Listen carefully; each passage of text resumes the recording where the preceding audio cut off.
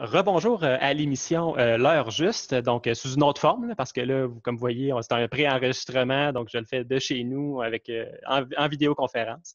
Et j'ai avec moi Karine Thorne, professionnelle de recherche à la chaire de recherche Marguerite Diouville d'intervention humaniste en soins infirmiers de l'Université de Montréal.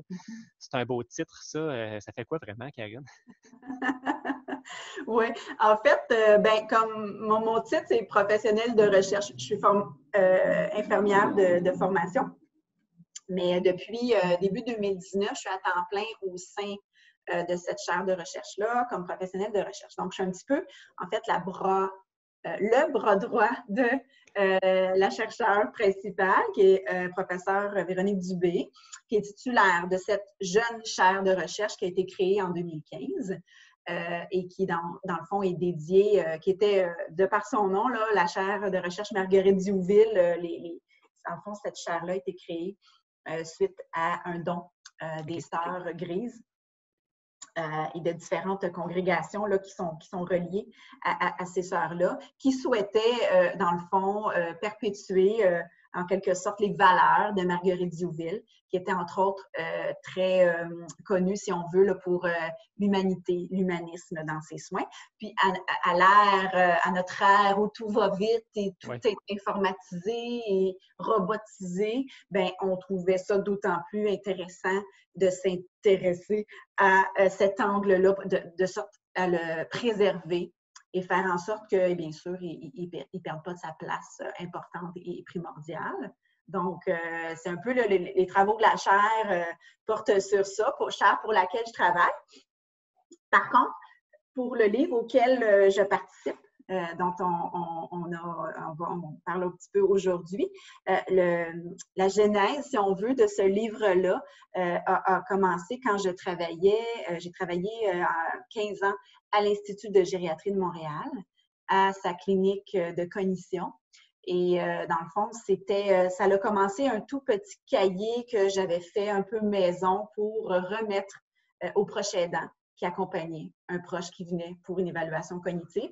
Puis c'était dans le but justement de démystifier, de donner de l'information, puis des fois démystifier certains mythes que je trouvais qui pouvaient être tenaces dans la population, puis qui pouvaient faire en sorte que des gens, entre autres, ne cherchaient pas à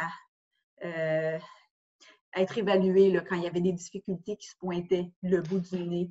Ce serait quoi? Quel genre de mythe, mettons, pour en nommer un? Là? Oui, en fait, des fois, ce qu'on va penser, ce qu'on va dire, en fait, souvent, quand il y a la présence de troubles cognitifs chez une clientèle plus âgée, souvent, on va faire le lien directement, par exemple, avec la maladie d'Alzheimer. Hein? Même des fois, on peut entendre des gens faire des blagues par rapport à ça. Ah, ça doit être l'Alzheimer, tu sais.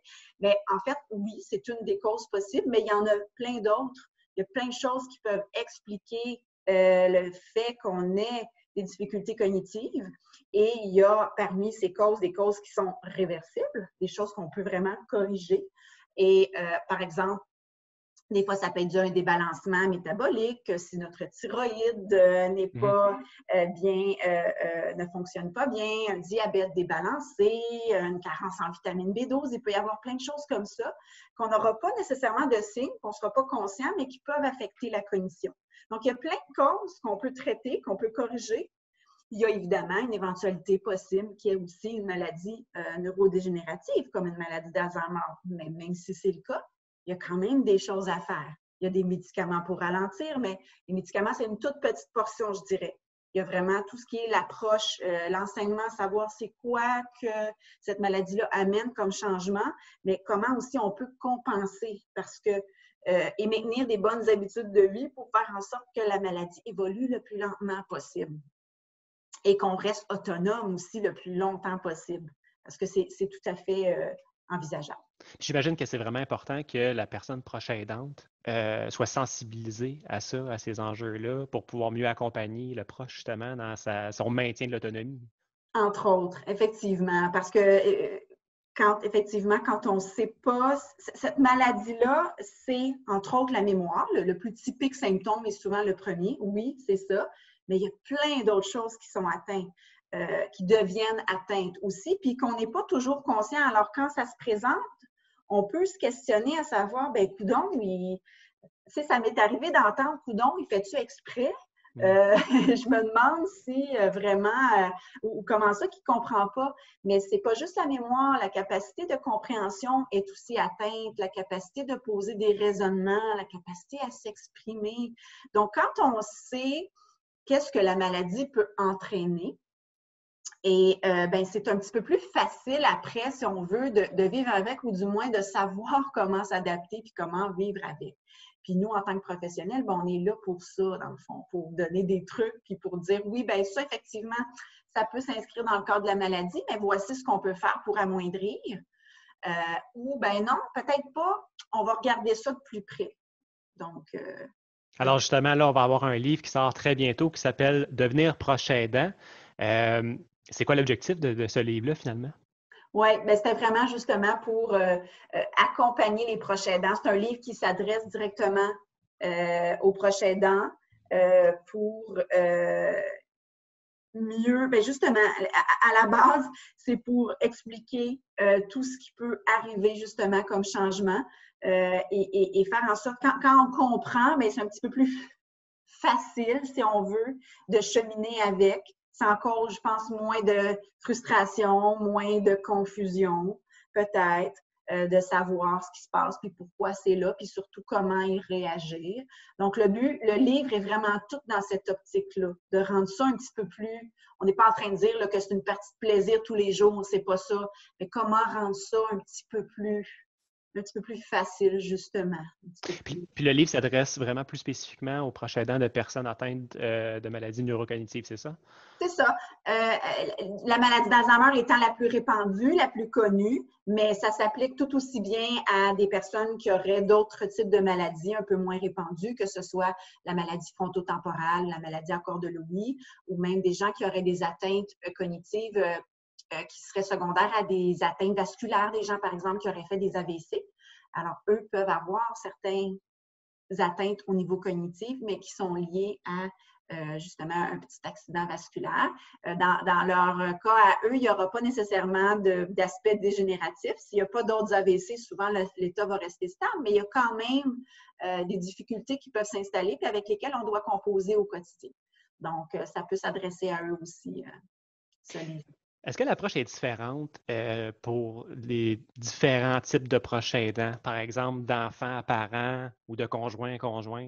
Parce que j'imagine que comment je deal avec mon père qui souffre d'Alzheimer ne sera pas la même façon que comment ma mère va dealer avec mon père qui souffre d'Alzheimer, pour plein de raisons. Oui, c'est un bon point. On n'a pas nécessairement fait cette distinction précise-là dans le livre parce qu'on voulait que ça s'adresse Plus généralement. le plus de personnes possible, qu'on soit donc un conjoint ou un enfant. C'est quand même des principes assez généraux puis qu'on peut adapter. On donne beaucoup d'histoires de cas, d'exemples. On a aimé imager des fois les choses un petit peu. Donc, pour rendre ça le plus concret possible puis que les gens puissent l'adapter, dans le fond, à leur situation. C'est sûr qu'il y en a des petites distinctions à faire, mais c'est vraiment plus, je dirais, du cas par cas, si on veut. Mais si je le lis, ça me rassurerait parce que je suis un peu hypochondriaque. Puis des fois, je transmets ça même envers, je fais de la projection. Fait que quand mon père me raconte 3 fois la même histoire dans la même semaine, quand il m'appelle, je commence à angoisser en me disant, tu juste aller passer un test pour le fun. Par rapport à l'Alzheimer. Ben, non, mais mon angoisse, c'est par rapport à mon père. J'ai peur pour mon père. Tu sais. Ah, OK, d'accord.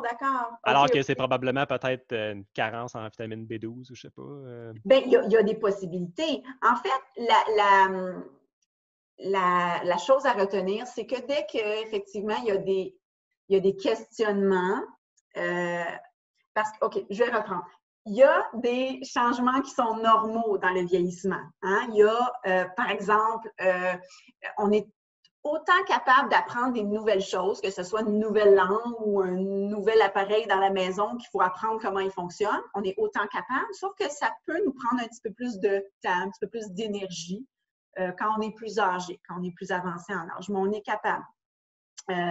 On est moins capable de faire plusieurs choses en même temps. cuisiner, faire la soupe, écouter une émission de télé en même temps, superviser les devoirs des enfants. Tu sais, on est moins habile à faire ça en vieillissant, mais on est quand même capable de rester autonome. Donc, il y a des changements qui sont normaux, qui sont présents puis qui sont normaux. Bien, il y en a d'autres qui devraient susciter des questionnements.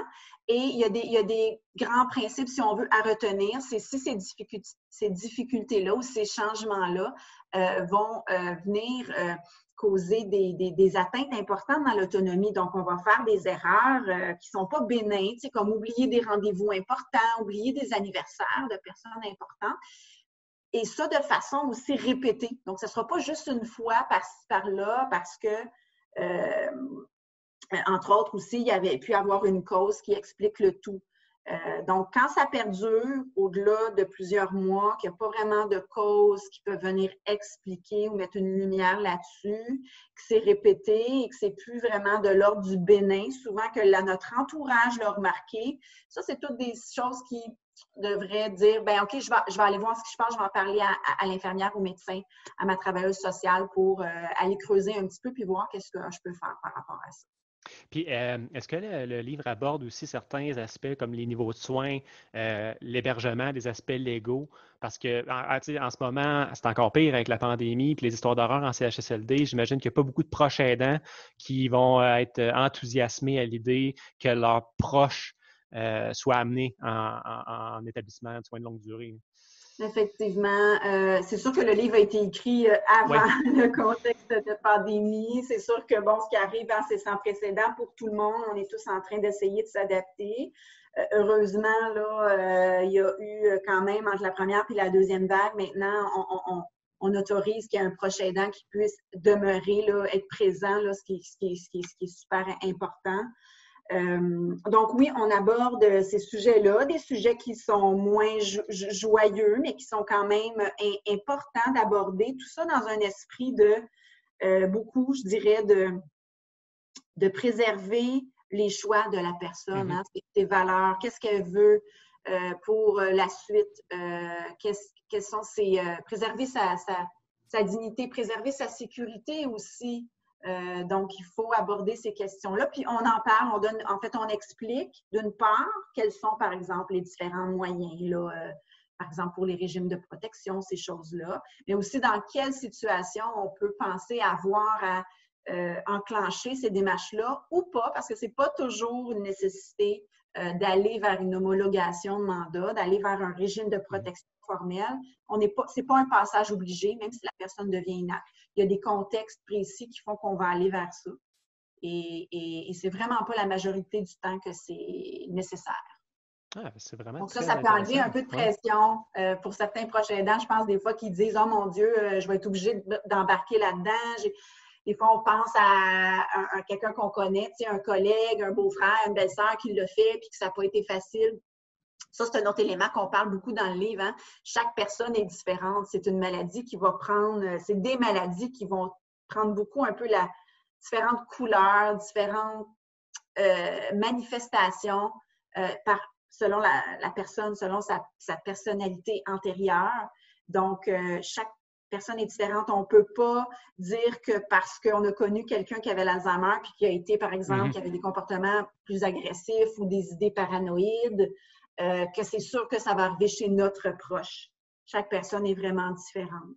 Donc, ça, c'est aussi rassurant en soi de le savoir, que ce n'est pas un automatisme là, que ça va se produire. Excellent. Ben, merci beaucoup vraiment pour cette entrevue-là. Le livre, il va être disponible quand à peu près? Il devrait être en librairie dès le 28 octobre. OK, fait qu'on va pouvoir le trouver vraiment dans pas mal toutes les librairies. Là.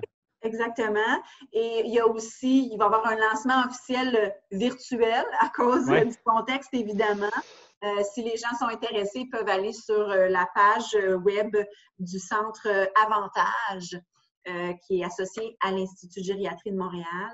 Et il y aura un lancement en date du 5 novembre.